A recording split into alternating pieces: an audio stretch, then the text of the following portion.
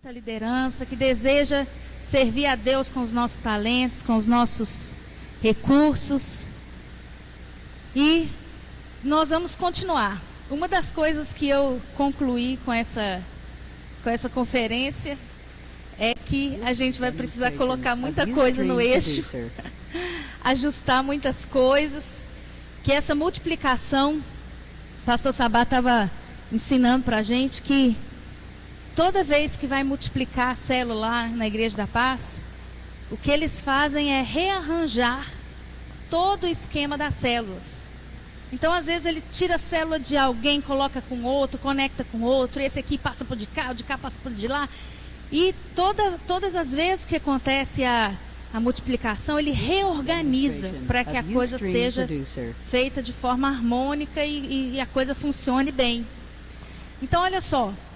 A gente realmente entendeu que a gente vai ter um bom trabalho agora para frente, até a próxima multiplicação.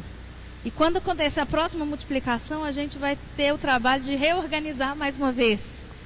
Então, hoje eu quero trazer uma palavra sobre o discipulado, já que a gente tem visto tantas coisas sobre o discipulado e a gente tem visto a importância do discipulado na vida da gente.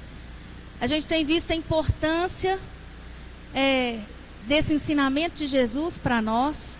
É isso que nós queremos mesmo. Nós queremos ser discipuladores segundo o coração de Deus. Nós queremos ter discípulos segundo o coração de Deus. E nessa noite eu quero trabalhar uma coisa que é muito, mas muito, muito, muito importante no discipulado. A Bíblia fala assim, olha, em 1 João... Acha esse texto para mim aí, quem tem concordância bíblica. Acho que é 1 João. Se andarmos na luz, como Ele na luz está, temos comunhão uns com os outros, e o sangue de Jesus, seu Filho, nos perdoa de todos os pecados. Eu quero ver onde é que está isso. Aqui, já achei. 1 João 1, 7. Abra comigo a sua Bíblia aí.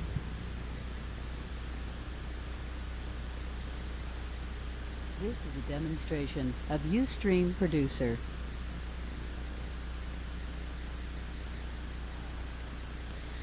João 1, 7. Os irmãos encontraram? Amém? Diz assim, olha.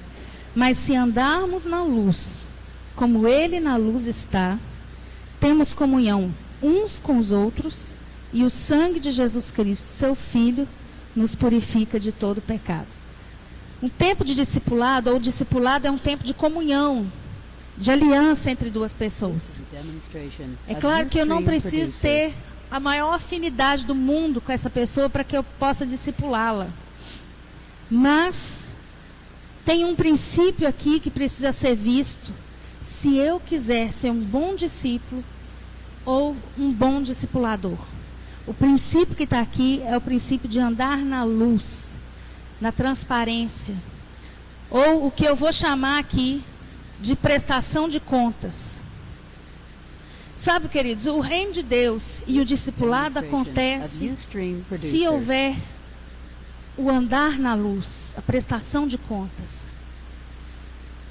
A Bíblia fala sobre isso, e prestar contas a alguém é realmente dar o relatório, o resultado para alguém que me confiou uma responsabilidade ou para alguém a quem eu sou submisso. Ao meu pai, à minha mãe, no caso dos solteiros, ao meu marido, no caso das mulheres, aos patrões, no caso dos empregados, aquelas pessoas que têm papel de liderança sobre nós. A Bíblia ensina que prestação de contas é algo do Evangelho, é algo de Deus, é algo que Jesus ensinou e que espera que a gente faça. Isso não significa que as pessoas vão mandar na minha vida, isso não significa que de agora para frente, se eu precisar ir ali na venda comprar pão, eu tenho que ligar para o discipulador e falar assim, posso ir ali comprar pão? Não é isso não.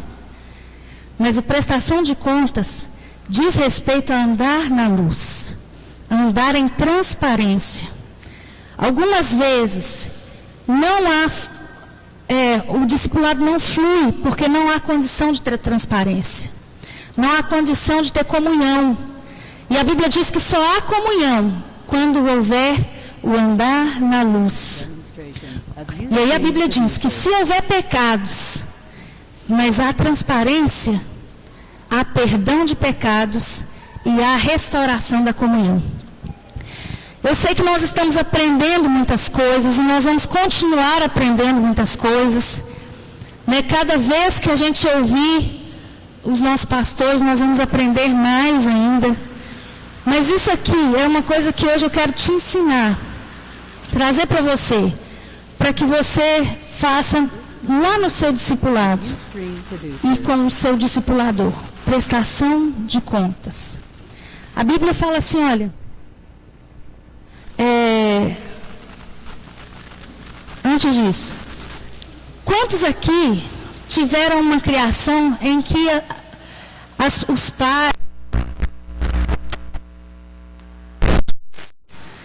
muitos de nós foram aqueles adolescentes assim que cresceram sem ter essa noção, sem ter esse ajuste, sem ter esse caráter formado. E é por isso que muitas vezes as pessoas crescem, se tornam adultas e elas vão para o trabalho e quando o patrão pergunta para elas assim, olha, onde está aquela produção que eu te pedi? A pessoa simplesmente diz assim, mas quem ele pensa que é? Para ficar me apertando desse jeito? Eu não tenho que prestar contas para ninguém. A verdade é que nós temos que prestar contas. Jesus prestou contas. E Ele espera que a gente faça isso. Eu queria saber se aí atrás, se vocês podiam vir para frente, deixar só as crianças aí atrás. Porque se ficar aí atrás, vai distrair. Angélica, você pode sentar aqui, cortando isso? Irmãos Aedes. Deixa só o Jean ali, que o Jean está com o neném dele. A Leandra está ouvindo a palavra para aprender a ser uma líder, né? Isso mesmo. Olha só.